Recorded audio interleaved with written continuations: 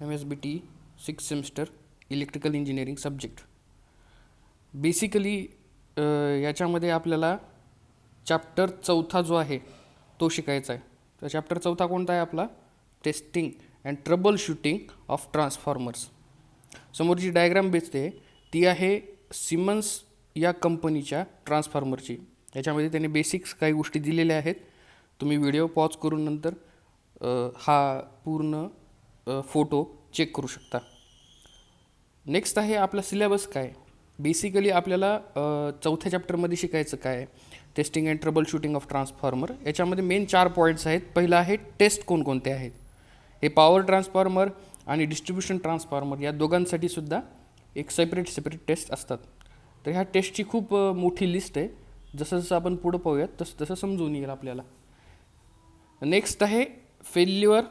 कुठल्या प्रकारचे फेल्युअर आपल्या ट्रान्सफॉर्मरमध्ये असू शकतात आणि त्याच्यावरती नंतर ट्रबल शूटिंग आणि रेमेडीज या काय असतील सगळ्यात महत्त्वाचं. आता बेसिकली ज्यावेळेस तुम्ही ट्रान्सफॉर्मर कुठेही यूज करता त्यासाठी एक फाउंडेशनची गरज असते. म्हणजे तो ट्रान्सफॉर्मर हा कुठल्या तरी ठिकाणी व्यवस्थित ठेवावा लागतो आणि फक्त ठेवून जमत नाही. असं जमिनीवर ठेवलं तर त्याच्यावरती वेगळ्या प्रकारचे व्हायब्रेशन्स असतात ट्रान्सफॉर्मरमध्ये. हे आपल्या सगळ्यांना माहिती आहे. ज्यावेळेस आपण लोड वाढवतो त्यावेळेस व्हायब्रेशन्स व्हायला लागतात आपल्या ट्रान्सफॉर्मरमध्ये. मग त्यासाठी आपल्याला एक ठराविक प्रकारचे फाउंडेशन्स क्रिएट करावे लागतात. तर 4था जो पॉईंट आहे तो तुमचा फाउंडेशन आहे. ठीक, हा आपला पूर्ण सिलेबस आहे. तर हा चॅप्टर 2 पार्ट्समध्ये मी कन्वर्ट करेन कारण चॅप्टर थोडासा मोठा होणार आहे. आणि बेसिकली हा चॅप्टर बेस म्हणून काम करेल 3ऱ्या चॅप्टरला आणि 4थ्या चॅप्टरला. आता बेसिकली काय होतं की आपला जो 4था चॅप्टर आहे हा 3ऱ्या चॅप्टरशी रिलेटेड आहे बऱ्याच प्रमाणामध्ये आणि 5व्या चॅप्टरशी सुद्धा हा रिलेटेड आहे. त्याच्यामुळं पहिल्यांदा आपण बेस क्लिअर करून घ्यायचा की ट्रान्सफॉर्मर एकदा शिकून गेलात की तुम्हाला रोटेटिंग मशीनमध्ये तुम्हाला काय टेस्ट करायच्या आहेत, कशा पद्धतीने टेस्ट करायच्या आहेत, ह्या सर्व गोष्टी तुम्हाला इथं क्लिअर होऊन जातील. पहिल्यांदा ट्रान्सफॉर्मर म्हणजे काय? Transformer is a static device. Static device हा शब्द लक्षात ठेवून द्या. याच्यावरच नंतर आपल्याला फाउंडेशन याच्यावर अभ्यास करायचा आहे. Which transforms AC electrical power from one voltage to another voltage. Okay, keeping the frequency same. फ्रिक्वेन्सीमध्ये कसल्याही प्रकारचा चेंज करायचा नाही किंवा होतही नाही. By the use of electromagnetic induction. ही जी फेनॉमेनन आहे ही तुम्हाला लक्षात ठेवावं लागेल. इलेक्ट्रोमॅग्नेटिक इंडक्शन सगळ्यांना माहिती आहे की कॉईल असते, अशी कॉईल असते प्रायमरी कॉईल आणि ही सेकंडरी कॉईल. ज्यावेळेस तुम्ही इकडून सप्लाय देता याला त्यावेळेस काय होतं की इथे एक मॅग्नेटिक फील्ड क्रिएट होते. ही मॅग्नेटिक फील्ड काय होते दुसऱ्या कॉईलशी इंटरलिंक झाल्यामुळं इकडल्या साईडला सुद्धा व्होल्टेज आपल्याला मिळतं. हेच प्रिन्सिपल आपण कुठं वापरतो? ट्रान्सफॉर्मरला वापरत असतो. नेक्स्ट, बाय ॲप्लिकेशन म्हणजे कुठल्या कुठल्या प्रकारचे ट्रान्सफॉर्मर आपल्यासमोर आहेत. आता ही जी पूर्ण लिस्ट दिलेली आहे ही सर्व कुठल्या प्रकारचे ट्रान्सफॉर्मर आपण प्रॅक्टिकल वर्ल्डमध्ये वापरतो हे सगळे दिलेले आहेत. तर इथं व्हिडिओ पॉज करा आणि ही पूर्ण स्लाईड वाचून घ्या कारण याच्यामध्ये प्रत्येक ट्रान्सफॉर्मर याच्यात दिलेला आहे. तो फक्त समजून घ्यायचा आहे. फक्त नाव असलं तरी तुम्हाला माहीत असलं तरी सफिशियंट आहे. नेक्स्ट आहे बेसिक आपल्याला काय शिकायचं आहे? डिस्ट्रीब्युशन ट्रान्सफॉर्मर आणि पॉवर ट्रान्सफॉर्मर याच्यामध्ये एक बेसिक फरक हा असतो की वाइंडिंगचा फरक असतो. की पॉवर ट्रान्सफॉर्मरमध्ये तुम्हाला डेल्टा टू स्टार कन्वर्जन करावं लागतं. डिस्ट्रीब्युशन ट्रान्सफॉर्मरमध्ये तुम्हाला डेल्टा टू स्टार कन्वर्जन करावं लागतं कारण तुम्हाला न्यूट्रल पाहिजे असतो युटिलिटी साईडला. आणि पॉवर ट्रान्सफॉर्मरमध्ये तुम्ही स्टारला डेल्टामध्ये कन्वर्ट करत असता. ओके, तर बेसिकली आपण डिस्ट्रीब्युशन ट्रान्सफॉर्मर समजून घ्यायचं. Transformer which is used for purpose of distribution of power 11 kV to 433 kV is a standard voltage rating for distribution transformer.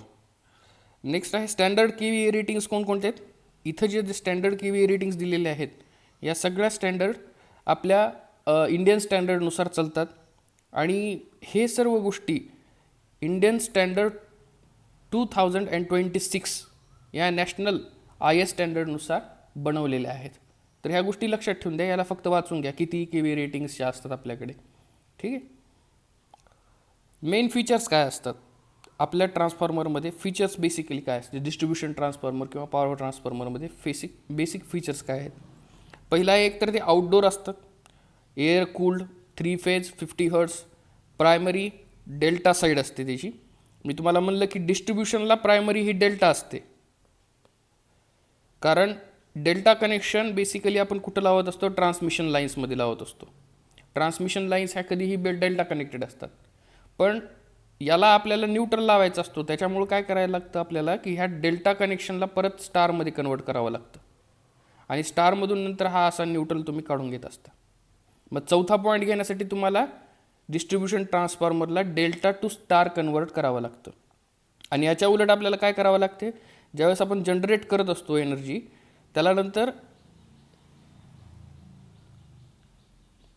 त्याला 4 टर्मिनल्स असतात, म्हणजे ते स्टार कनेक्शनमध्ये असतं आणि नंतर त्याला आपल्याला डेल्टामध्ये करायचं आहे, कारण हे ट्रान्समिशन लाईन डेल्टामध्ये. मग आपल्याला पॉवर ट्रान्सफॉर्मर हा स्टार टू डेल्टा असला पाहिजे आणि डिस्ट्रीब्युशन ट्रान्सफॉर्मर हा आपला डेल्टा टू स्टार असला पाहिजे. ठीक आहे. त्याच्यानंतर कूलिंगच्या काही मेथड्स आहेत. नॅचरल कूलिंग, त्याच्यामध्ये ऑइल नॅचरल, एअर नॅचरल टाईपचा एक कूलिंग पर्पज असलेला ट्रान्सफॉर्मरसुद्धा वापरता येतो. Among Us all the types of the transformer this is the most required and most use type. म्हणजे डिस्ट्रीब्युशन ट्रान्सफॉर्मर जो आहे तो सगळ्यात जास्त वापरला जातो. ह्याचं कारण हे आहे की आपल्याला डिस्ट्रीब्युशन साईडला, डिस्ट्रीब्युशन म्हणजे युटिलिटी साईडला आपल्याला ट्रान्सफॉर्मरची गरज बऱ्याच प्रमाणात असते, कारण जसं लोड वाढतो तसं तुमचे ट्रान्सफॉर्मरची सुद्धा रेटिंग आणि ट्रान्सफॉर्मरची संख्यासुद्धा वाढत असते. आता पार्ट्स ऑफ ट्रान्सफॉर्मर, इथं तुम्ही व्हिडिओ पॉज करून घ्या आणि एवढ्या ज्या गोष्टी सांगितल्यात तेवढ्या फक्त वाचून घ्या, कारण येणाऱ्या सबसिक्वेंट स्लाईड्समध्ये मी तुम्हाला प्रत्येक पार्ट कोणता आणि काय आहे हे समजून सांगणार आहे. ओके. आता ही बघा, ही बेसिक डायग्राम आहे. ही डायग्राम कुठे वापरलेली असते, ही स्पेसिफिकली मॅन्युफॅक्चरिंग सेक्टर्स जे असतात ज्याच्यामध्ये आपण ट्रान्सफॉर्मर मॅन्युफॅक्चर करतो अशा कंपन्यांमध्ये अशा प्रकारची डायग्राम आपल्याला दिलेली असते. मग हा बेसिकली कुठला आहे 11 kV to 433 kV, 11 kV to 433 voltage distribution transformer दिलेला आहे. ओके. आता याच्यामध्ये प्रत्येक पार्ट त्यांनी समजून सांगितलं की नेमकं कुठं काय वापरलेलं आहे. आता हे 4 पद्धतीने दिलेले आहेत. काही याचा हे टॉप व्ह्यू आहे, हा साईड व्ह्यू आहे, हा फ्रंट व्ह्यू आहे. ओके. तर ह्या सगळ्या गोष्टी इथे दिलेल्या आहेत, त्या फक्त बघून घ्या, कारण आता येणारे जे इमेजेस आहेत नेक्स्ट स्लाईडमध्ये त्याच्यामध्ये तुम्हाला जास्त क्लिअरिटी भेटून जाईल. ओके. जसं मी सांगितलं होतं तुम्हाला की तुम्हाला ट्रान्सफॉर्मरमधल्या सगळ्या गोष्टी काय आहेत हे मी समजून सांगेन. बघा, आता हा पूर्ण ट्रान्सफॉर्मर आहे, त्याच्यामध्ये हा जो भाग आहे याला आपण काय म्हणत असतो, कन्झर्वेटर म्हणत असतो. ठीक आहे. आता कन्झर्वेटरमध्ये काय असतं, ऑइल असतं. बेसिकली ही जी बॉडी आहे तुमची ट्रान्सफॉर्मरची याच्यामध्ये वाइंडिंग्स लावलेल्या असतात. ठीक आहे. ह्या वाइंडिंग्स अशा असतात, प्रायमरी आणि सेकंडरी वाइंडिंग. ओके. आता या वाइंडिंगला इन्सुलेशन व्यवस्थित भेटावं म्हणून तुम्ही काय करता, याच्यामध्ये ऑइल टाकता. ठीक आहे. तर हा जो पूर्ण पोर्शन आहे ना हा ऑइल फील्ड असतो. ओके. आता हे ऑइल नंतर कन्झर्वेटरपर्यंत जात असतं, कारण ऑइलची एक लेवल असली पाहिजे, त्यासाठी आपण काय करत असतो, कन्झर्वेटर करत असतो. ठीक. आता बेसिकली कन्झर्वेटरमध्ये काय असतं, ऑइल असतं. मग आता ह्याच्यामध्ये ऑइल टाकायचं तर ते कसं टाकावं लागेल तुम्हाला, हा जो नॉब आहे तो तुम्हाला ऑइल कन्झर्वेटरमध्ये टाकण्यासाठी फायदा पडतो. आणि नंतर हे जे ऑइल असतं ते या पाईप थ्रू तुम्ही मेन टँकमध्ये टाकू शकता, जो ट्रान्सफॉर्मरचा मेन टँक आहे. मग याला आपण मेन टँक म्हणायचं. ठीक आहे. आता इथपर्यंत झालं. याच्यामध्ये हा जो सेक्शन आहे ह्या प्लेट्ससारखं दिसत आहे तुम्हाला, हा जो सेक्शन आहे तो काय आहे तुमचा, रॅडिएटर आहे. रॅडिएटर म्हणजे काय, की बेसिकली ज्यावेळेस वाइंडिंग्स गरम होतात, ट्रान्सफॉर्मर ज्यावेळेस जास्त गरम होतो त्यावेळेस ते जे ऑइल असतं आतलं ते काय करत असतं, तुमच्या वाइंडिंगला कूल करण्याचं काम करतं. मग ते कूल करण्यासाठी तुम्हाला ऑइलसुद्धा कूल करावं लागेल, कारण गरम ऑइल जे असेल ते कूल करण्यासाठी तुम्हाला त्या ऑइलला कूल करण्यासाठी तुम्हाला रेडिएटर्सचा वापर करावा लागतो. आता हा काय असतो, इथून प्रत्येक प्लेटमध्ये ह्या अशा वेन्स दिलेल्या आहेत. ठीक आहे, ह्या अशा वेन्स असतात त्याच्यामध्ये. यामुळे काय होतं की ऑइल इथून पास होतं, जसं जसं ते पास होईल तसं तसं काय होतं, नंतर ते हळूहळू कूल होऊन जातं. याचं हे पर्पज आहे रॅडिएटर्स. रॅडिएटर्स काय करतं, ऑइलला कूल करायचा प्रयत्न करतं, म्हणजे ऑइलमधून हीट बाहेर काढतं. सिम्पल. नेक्स्ट आहे हा जो तुम्हाला पाईप दिसतोय, याला आपण एअर रिलीफ डक्ट म्हणत असतो. एअर रिलीफ डक्ट म्हणजे समजा जर तुमच्या मेन टँकमध्ये कसल्याही प्रकारचा एअर प्रोड्यूस झाला असेल किंवा गॅस प्रोड्यूस झाला असेल, तर हा एअर रिलीफ डक्ट काय करतो, तो बाहेर सरकतो. एवढं लक्षात ठेवून द्यायचं. नेक्स्ट, याच्यामध्ये या डायग्राममध्ये हे जे दिसतंय तुम्हाला, हा बॉक्स जो दिसतोय, हा बॉक्स काय आहे, हा टर्मिनल बॉक्स आहे, सेकंडरीचा टर्मिनल बॉक्स आहे. ही जी डायग्राम, हे जे फोटो आहे, हा बेसिकली डिस्ट्रीब्युशन ट्रान्सफॉर्मरचा आहे. आलं लक्षात. आता याच्याकडे जर नीट लक्ष दिलं तुम्ही तर तुम्हाला ध्यानात ही येईल गोष्ट की इथं 4 टर्मिनल्स आहेत, 1 2 3 4, आणि हा चौथा टर्मिनल नंतर बाहेर इथं काढलेला आहे. तो हा जो चौथा टर्मिनल आहे तो तुमचा काय आहे, न्यूट्रल पॉईंट आहे, आणि हे काय आहेत, RYB फेजेस आहेत. आता बेसिकली एक गोष्ट लक्षात ठेवून द्या, जर तुम्हाला डिस्ट्रीब्युशन ट्रान्सफॉर्मरची सेकंडरी साईड जर लिहिलेली नसेल तर ती कशी ओळखायची. फक्त एवढं जरी सांगितलं की हा डिस्ट्रीब्युशन ट्रान्सफॉर्मर आहे, जरी एवढं जरी सांगितलं की हा डिस्ट्रीब्युशन ट्रान्सफॉर्मर आहे, तर तुम्ही काय करायचं, ज्या साईडला 4 टर्मिनल्स आहेत ती तुमची सेकंडरी साईड असेल, आणि ज्या साईडला 3 टर्मिनल्स आहेत ती तुमची प्रायमरी साईड असेल. हे सिंपल लक्षात ठेवून द्या. ओके, तर हा झाला टर्मिनल बॉक्सचा. क्लिअर आहे. परत नंतर मेन टँकमध्ये तुम्हाला काय टाकावं लागेल, ऑइल टाकावं लागेल. तर तुम्हाला टाकण्यासाठी तुमच्याकडे इथे नॉब असतो, इथे एक असतो आणि इथे एक असतो. हे छोटे छोटे नॉब असतात. ओके, आता ह्याच्यामध्ये हे दिसतंय, हे बेसिकली काय आहेत, तुमच्या मेन टँकला उचलण्यासाठी 2 हुक दिलेले असतात. त्यांनी 2 हुक दिलेले आहेत हे. नेक्स्ट, हा जो तुम्हाला वॉल्व दिसतोय, हा काय करतो, मेन टँकमधलं जे ऑइल आहे ते बाहेर सोडून द्यायचा प्रयत्न करतो, बाहेर टाकून देत असतो, म्हणजे पूर्ण टँक खाली करता येते. नंतर तुम्हाला परत नंतर ऑइल याच्यात या नॉबने किंवा या नॉबने किंवा इथून सुद्धा भरता येऊ शकतं. नेक्स्ट, जी मागची स्लाइड बघितली होती त्याच्यामध्ये आपण सेकंडरी साईड बघितली होती. आता ही जी आहे ही बेसिकली तुमची प्रायमरी साईड आहे. प्रायमरी साईड का, कारण डिस्ट्रीब्युशन ट्रान्सफॉर्मरचा प्रायमरी सेक्शन जो असतो तो डेल्टा कनेक्टेड असतो, आणि डेल्टामध्ये आपल्याला माहिती आहे की फक्त 3 कनेक्शन्स असतात, 3 टर्मिनल्स असतात. ठीक आहे, आणि स्टारमध्ये 4 टर्मिनल्स असतात. म्हणून कधीही लक्षात ठेवून द्यायचं की primary side of distribution transformer will always have 3 terminals. It does not have a neutral connection और न्यूट्रल टर्मिनल. आलं लक्षात. बाकीच्या सगळ्या गोष्टी मी तुम्हाला आधीच्या स्लाईडमध्ये क्लिअर केलेत.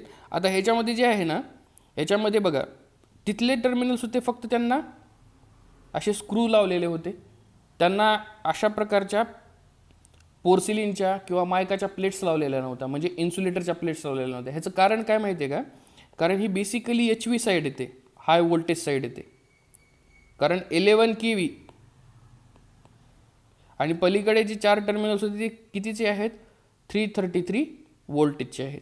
मग आता हे लो वोल्टेज आहे आणि ते काय आहे, हाय व्होल्टेज आहे. त्याच्यामुळे तुम्हाला काय करावं लागतं, इथं बुशिंग्स आणि इन्सुलेटर्स लावावं लागतं. हे बेसिकली इन्सुलेशनचं काम करतं. हे हाय व्होल्टेजसाठी महत्त्वाचं आहे आपल्याला. नेक्स्ट, कन्झर्वेटरचं. कन्झर्वेटरमध्ये मी म्हणलेलं होतं की हे इथून तुम्ही ऑइल टाकू शकता. इथल्या साईडला, या साईडला एका जे हे जे साईड आहे या साईडला तुम्हाला एक ऑइल इंडिकेटर दिलेला असतो की ऑइलची लेवल किती आहे ते कळण्यासाठी. इथून नंतर तुम्ही इथलं कन्झर्वेटरमधलं ऑइल बाहेर काढू शकता. हे झालं तुमचं एअर रिलीफ डक्ट. हा जो रॉड आहे तो एअर रिलीफ डक्ट म्हणून काम करतो. नेक्स्ट, हा जो सर्क्युलर पार्ट आहे याच्यामध्ये 1 2 3 4 5 6 7 यांना आपण काय म्हणत असतो, टॅप चेंजर म्हणत असतो. टॅप चेंजर हे असतात आपले टॅप चेंजर. याच्यानुसार आपण काय करू शकतो, टॅपिंग्स करू शकतो. आणि आपण टॅपिंग्स केल्या तर आउटपुट व्होल्टेज आपलं काय होतं तेही सुद्धा चेंज होतं. हे लक्षात ठेवून द्या. नेक्स्ट आहे हे बुशिंग्ज आणि प्रायमरी साईड मी आधीच सांगितलेलं आहे याला. ही सेकंडरी साईड. याच्यामध्ये त्यांनी टर्मिनॉलॉजी कशी दिली आहेत बघा, 2V 2U आणि 2W. हे लिहित असताना व्यवस्थित लिहिलेलं नाही आहे यांनी डायग्राममध्ये, पण ठीक आहे. आता हे झालं तुमचं सेकंडरी साईड. आणि इथे बघा ही जी पट्टी दिलेली आहे, ही पट्टी ही बेसिकली तुमच्या न्यूट्रल साईडचा पॉईंट दाखवतो. आणि हा न्यूट्रल पॉईंट नंतर तुम्हाला बाहेर काढायचा असतो, जसं मी मागच्या डायग्राममध्ये दिलेलं होतं. समोर जी फोटो दिसत आहे ती बेसिकली बकहोल्स रिलेची आहे. बकहोल्स रिले तुम्ही कशासाठी वापरता, जर तुमच्या ट्रान्सफॉर्मरच्या मधल्या साईडला म्हणजे मेन टँकमध्ये कुठल्याही प्रकारचा फॉल्ट झाला, ज्याला आपण इन्सिपियंट फॉल्ट म्हणत असतो. Incipient fault, it is also called as internal fault. If you encounter any incipient or internal fault, the Buchholz relay will operate itself and it will indicate that there is an internal fault which we cannot see by our bare eyes. म्हणजे आपण डोळ्यांनी नाही पाहू शकत, पण आतल्यात कुठं तर तो फॉल्ट झालेला असतो. तो समजण्यासाठी आपल्याला बकहोल्स रिले पाहिजे असतो. स्विच गिअर अँड प्रोटेक्शनमध्ये तुम्ही बकहोल्स रिलेचं कन्स्ट्रक्शन आणि त्याचं वर्किंग या दोनही गोष्टी शिकलेल्या आहेत. त्याच्यामुळे याच्यात डेप्थमध्ये जायची गरज नाही आहे. फक्त एवढं लक्षात ठेवून द्या की इंटरनल फॉल्ट जो असतो तो समजून घेण्यासाठी आपल्याला बकहोल्स रिले माहिती असला पाहिजे, बकहोल्स रिले लावायला पाहिजे. बेसिकली याच्यामध्ये एक गोष्ट लिहिलेली नाही आहे, ब्रीदर म्हणून. ब्रीदर म्हणजे काय असतं पाहिजे, काय होतं की तुमच्या ट्रान्सफॉर्मरमध्ये एअर कंटेंट किती आहेत हे कळण्यासाठी तुम्ही ब्रीदर वापरता. आणि ब्रीदर जो असतो त्याच्यामध्ये सिलिका जेल ठेवलेला असतो. ठीक आहे. त्या सिलिका जेलमुळं काय होतं की आपल्याला कळतं की वॉटर कंटेंट आपल्या ट्रान्सफॉर्मरमध्ये किती आहेत आणि एअर कंटेंटसुद्धा किती आहेत. त्याच्यावरून क्लिअर कट लक्षात येऊन येतं. ते या डायग्राम्समध्ये किंवा या फोटोजमध्ये दिलेलं नाही आहे. तुम्ही ऑनलाईन जाऊन ट्रान्सफॉर्मर ब्रीदर म्हणून टाका, तुम्हाला क्लिअर कट लक्षात येईल. Okay. Basically testing of transformer महत्त्वाचं काय आहे, टेस्टिंग ऑफ ट्रान्सफॉर्मर. आता testing is carried out as per the IS 2026. Routine type test असतात, टाईप टेस्ट असतात आणि स्पेशल टेस्ट असतात. ह्या आपण हळूहळू पाहूयात. आता रुटीन टेस्ट कोणकोणत्या आहेत, measurement of winding, insulation resistance, separate source voltage withstand test म्हणजे हाय व्होल्टेज टेस्ट, पण induced over voltage withstand test, measurement of voltage ratio, no load loss current, load loss impedance, परत vector group verification, oil BDV test, OLTC test. या सगळ्या गोष्टी तुम्हाला taste कराव्या लागतात. हे बेसिक रुटीन टेस्ट आहे तुमच्या. म्हणजे तुम्हाला एक ठराविक मेंटेनन्स शेड्यूल दिला जातो आणि त्याच्यामध्ये तुम्हाला ह्या सगळ्या टेस्ट कॅरीड आउट करावं लागतात. ठीक आहे. आता टाईप्स टेस्टमध्ये कोणकोणत्या आहेत, this test are carried out only on one transformer of the lot. कुठल्या तरी एका ट्रान्सफॉर्मर म्हणजे मॅन्युफॅक्चररमध्ये समजा 100 त्यांनी ट्रान्सफॉर्मर बनवले असतील तर त्याच्यातल्या कुठल्या तरी एका ट्रान्सफॉर्मरवरती ह्या टेस्ट तुम्हाला कॅरीड आउट कराव्या लागतील. All routine test additionally flowing test are included in type taste.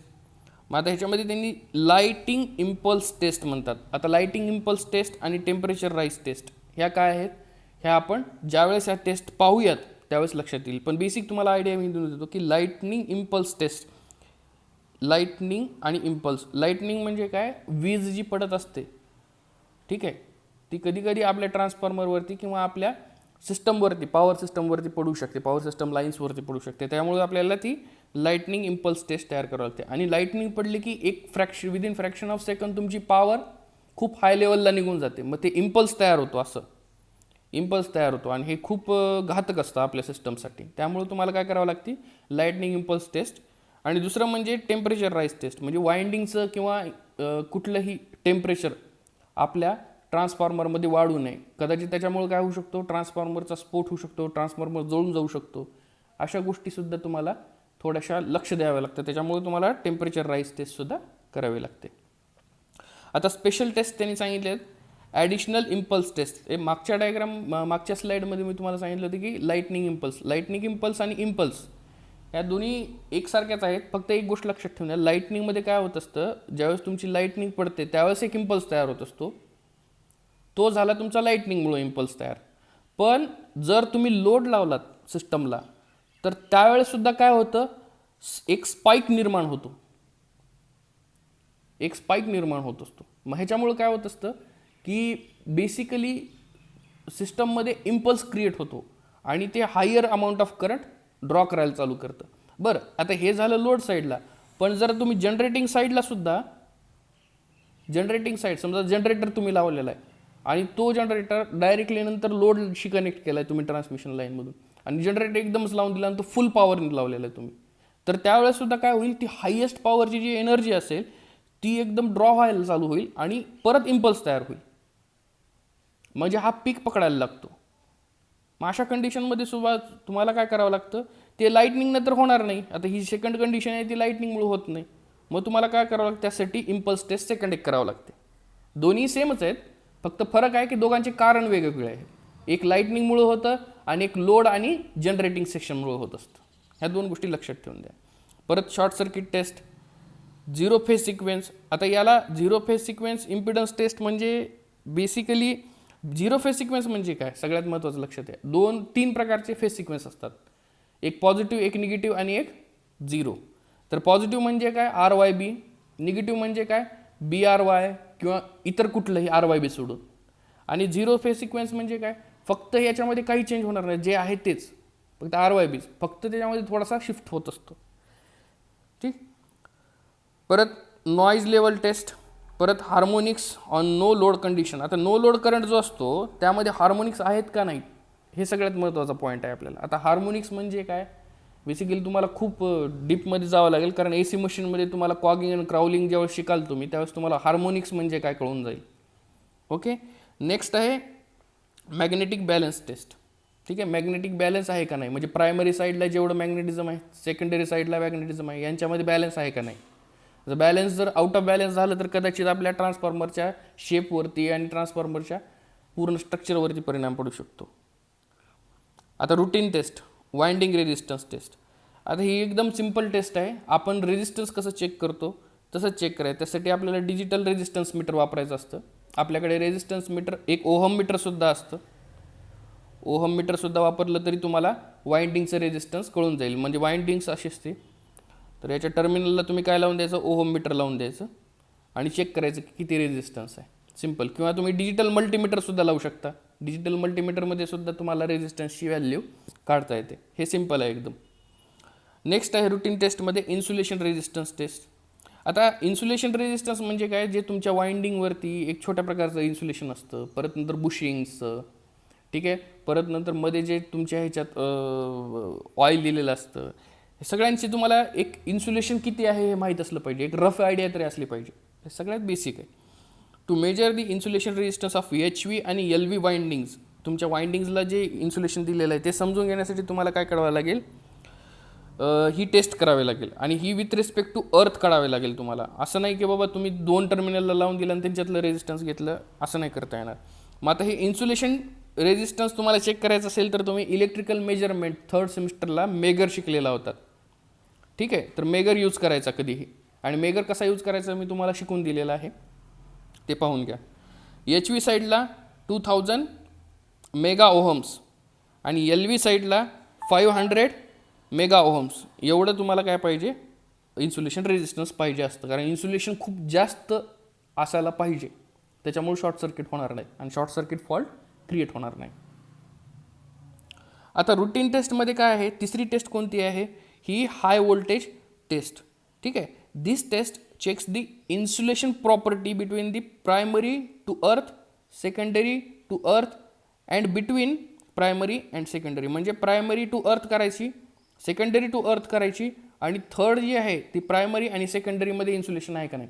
Basically काय होईल, जर प्रायमरी आणि सेकंडरी एकमेकांना टच झाले कुठल्याही पद्धतीने तर काय होत असतं, शॉर्ट सर्किट होऊन जाईल. आणि शॉर्ट सर्किटमध्ये आपल्या सगळ्यांना माहिती आहे करंट हाय असतो, मग पूर्ण ट्रान्सफॉर्मर बर्न होऊन जातो त्याच्यामध्ये. मग त्यामुळं आपल्याला ती टेस्ट करावी लागते. HV high voltage test, LV winding connected together and अर्थ.